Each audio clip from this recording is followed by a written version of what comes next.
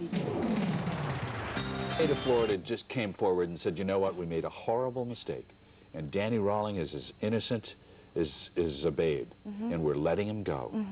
You mean to tell me, you're going to sit there and tell me that as that man walked out of that prison with a cloud of suspicion over his head, that you would take him into your waiting arms and whisk him off and live in wedded bliss with him? That's a fairy tale, isn't it? Danny's not going anywhere. He's got 5 life terms and 170 years. He's not going anywhere. And in addition... All the more reason people think that you're pulling a fast one. Okay, you don't know anything about him, which I do know.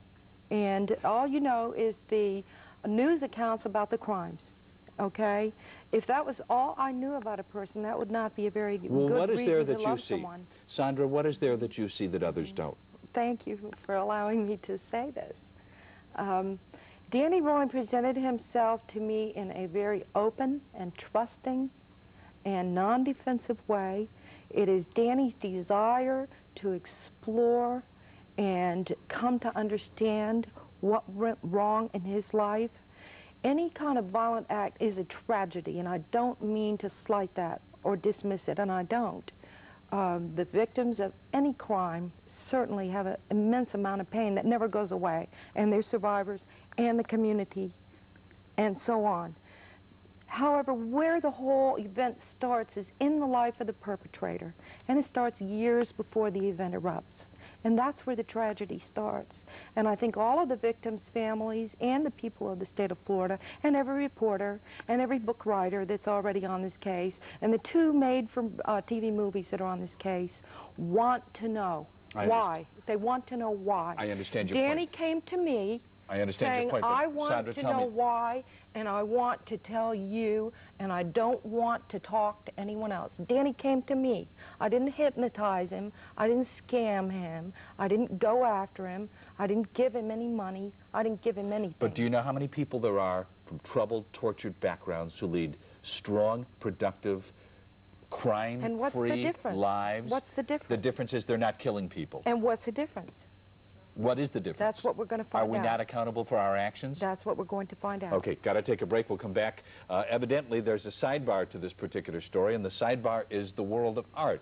Some of these people who stand accused of horrendous crimes express themselves this way. You'll take a look at it in a minute.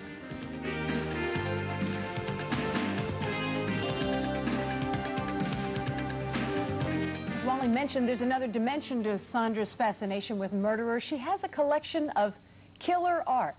Yesterday she showed me the pieces that she travels with.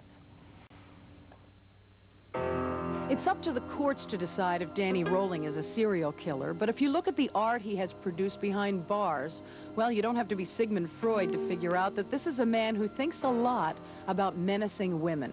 And the reflection in her eyes are skulls. In other words, she's seeing death. Sondra London is not only collecting the jailhouse drawings of the #1 suspect in the Gainesville slashing murders, she carries with her a traveling show of the art of several cold-blooded killers. This one is by the infamous John Wayne Gacy, convicted of 37 counts of murder of little boys in the Midwest. The artwork is incapable of lying. But Sondra, what does it say about you that you were willing to help John Wayne Gacy, so to speak, get his art out to the public? Because so many people would say, Gacy, killer of little boys, lock him up, throw away the key, I don't care what happens to him. Why do you care? By denying this, we are not finding out why this is happening. By saying that these are not of us, these are monsters, who cares? By doing this, it keeps happening more and more and more. There are several frightening scrawls by Otis Toole, a retarded, illiterate man convicted of 6 murders in Florida and held in suspicion for 108 murders across the country. He fell on a nail at the age of 3, embedded into his brain 3 inches. And you see the radiating pain and the seizures. He has seizures constantly. At the other extreme, these serene street scenes of the left bank of Paris were made by a convict who's already served 45 years for 3 murders in Chicago in 1947.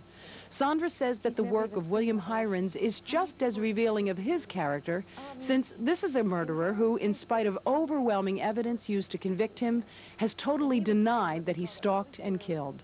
called him the Catch Me Killer, because at the next to the last crime scene, there was written on the wall in lipstick, "For God's sake, catch me before I kill again. I cannot help myself." Certainly, she's most interested in the work of Danny Rolling, who she professes to love. Even though the art reveals his frightening nature, she believes it also documents the fact that he is a true split personality, capable of heartless cruelty, yes, but at the same time, a broken child, deeply sorry that he is a fallen angel.